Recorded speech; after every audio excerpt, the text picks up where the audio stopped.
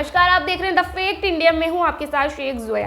किसान और सरकार के बीच करीब 8 दिन से जो जंग छिड़ी हुई थी, उसके समाधान के लिए केंद्रीय मंत्री और किसान नेताओं के बीच रविवार शाम को चंडीगढ़ में चौथे दौर की बातचीत एक सकारात्मक माहौल में हुई। बैठक के बाद मीडिया से बात करते हुए केंद्रीय मंत्री पीयूष गोयल ने कहा कि किसान नेताओं के साथ सकारात्मक चर्चा और विस्तारित चर्चा हुई। यह बातचीत ऐसे समय में हुई जब हजारों प्रदर्शनकारी किसान पंजाब हरियाणा सीमा पर डेरा डाले हुए हैं। केंद्र की तरफ से 3 मंत्री कृषि एवं किसान कल्याण मंत्री अर्जुन मुंडा, वाणिज्य उद्योग मंत्री पीयूष गोयल और गृह राज्य मंत्री नित्यानंद राय किसानों संग बैठक में शामिल हुए। आगे बढ़ने से पहले केंद्रीय मंत्री पीयूष गोयल को सुन लीजिए। संयुक्त किसान मोर्चा नॉन पॉलिटिकल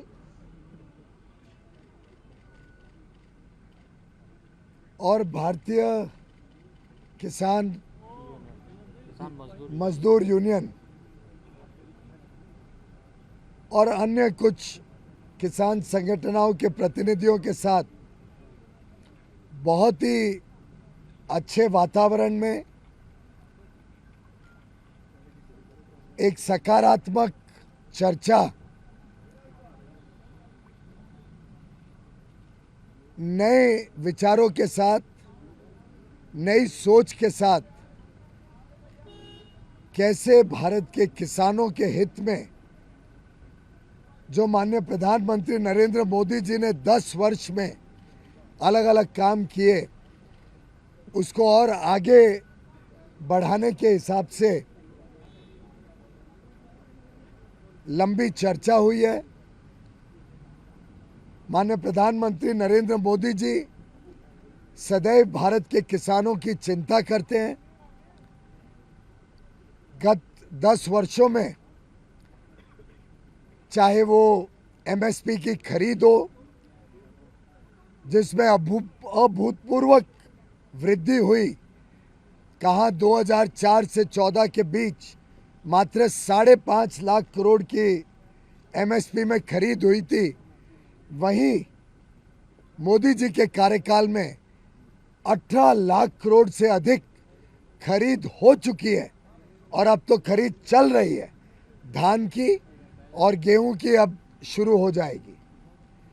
प्रधानमंत्री किसान सम्मान निधि हो, जिसमें 2,80,000 करोड़ रुपए अभी तक 11 करोड़ से अधिक किसानों को दे चुके हैं। प्रधानमंत्री फसल बीमा योजना हो, जिसमें जो किसानों ने प्रीमियम भरा उसका 3 गुना किसानों को लाभ वापस मिल चुका है। और चाहे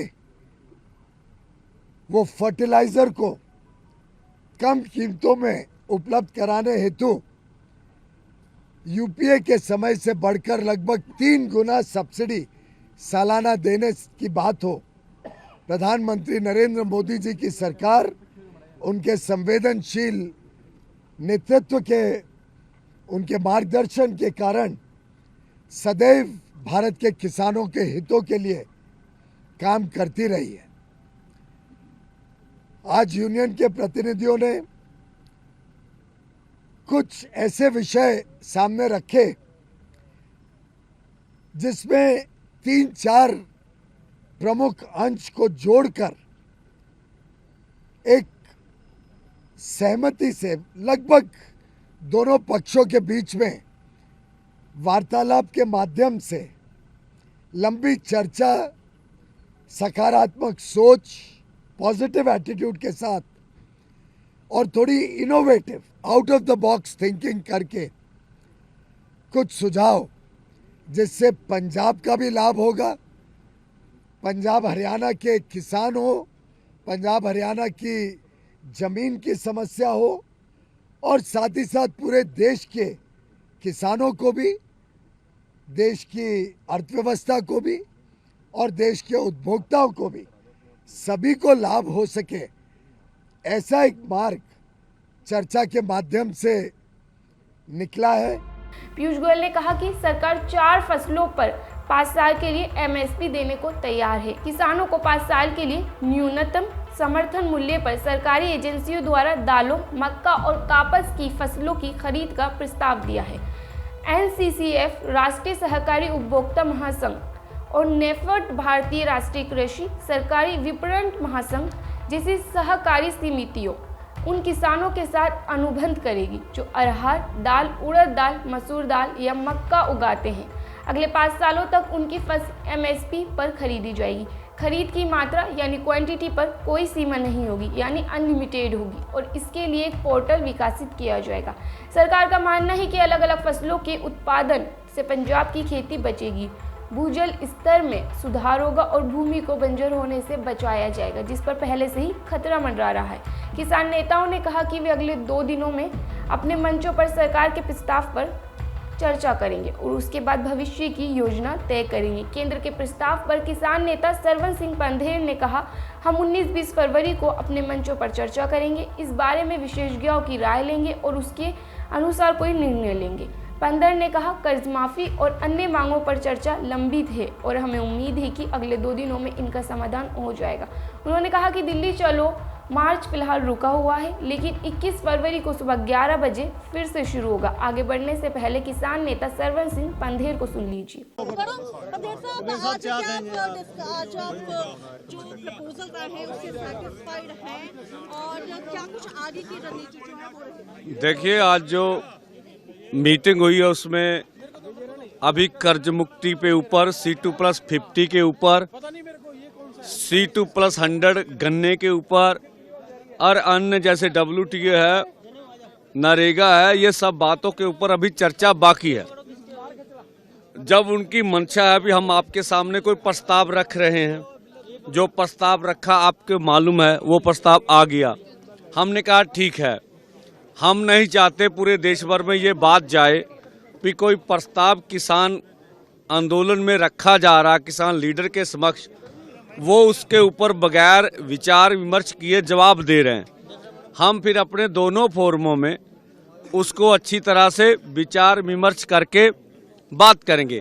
जहां तक दिल्ली जाने का निर्णय है तो 21 तारीख के 11 बजे वो हमारे कार्यक्रम पीसफुली ढंग से स्टैंड कर रहा है। जो 5 फसलों का रेट दिया है, इन्होंने क्या वाजिब लगता है आपको? लगता है कि थोड़ा जो आपका MSP का था मुद्दा उसमें थोड़ा आपको फायदा होगा? देखिए, क्या होगा क्या नहीं होगा, पूरे देश के लिए प्रपोजल आ गई।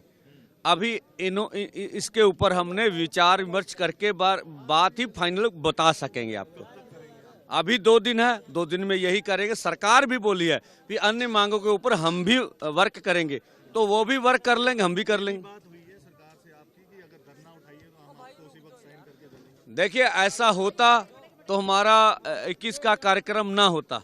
ठीक है, सरकार कुछ भी कह सकती है, हम अपने ढंग से कैसे पीसफुली ढंग से लोकतांत्रिक तरीके से किसान मजदूर का आंदोलन लड़ा जाए। चौथे दौर की वार्ता से पहले SKM ने घोषणा की कि वह केंद्र पर अपनी मांगों को मनाने के लिए दबाव बनाने के लिए मंगलवार से अगले 3 दिन तक पंजाब में भाजपा नेताओं के आवासों का घेराव करेंगे। SKM के नेता बलबीर सिंह राजवल ने कहा कि वे मंगलवार से गुरुवार तक सांसदों, विधायकों और जिला अध्यक्षों सहित पंजाब भाजपा नेताओं के आवासों के सामने विरोध प्रदर्शन करेंगे। लुधियाना में SKM नेताओं की एक बैठक के बाद पत्रकारों से बातचीत करते हुए राजवल ने कहा कि यह भी निर्णय लिया गया है कि वे राज्य के सभी टोल बैरियरों पर विरोध प्रदर्शन करेंगे और उन्हें 20 से 22 फरवरी तक सभी यात्रियों के लिए इसे फ्री कर दिया जाएगा। बैठक के बाद उन्होंने कहा कि SKM MSP के लिए स्वामीनाथन आयोग की रिपोर्ट में अनुशंसित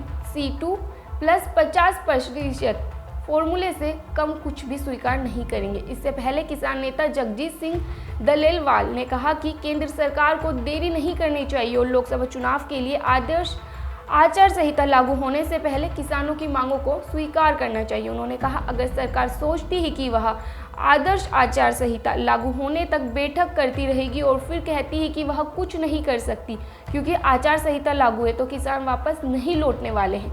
उन्होंने कहा, आदर्श आचार संहिता लागू होने से पहले सरकार को हमारी मांगों का समाधान ढूंढना चाहिए। इस खबर पर आपकी क्या राय है, हमें कमेंट करके जरूर बताएं। बने रहे ऐसे तमाम और खबरों के लिए द फैक्ट इंडिया के साथ।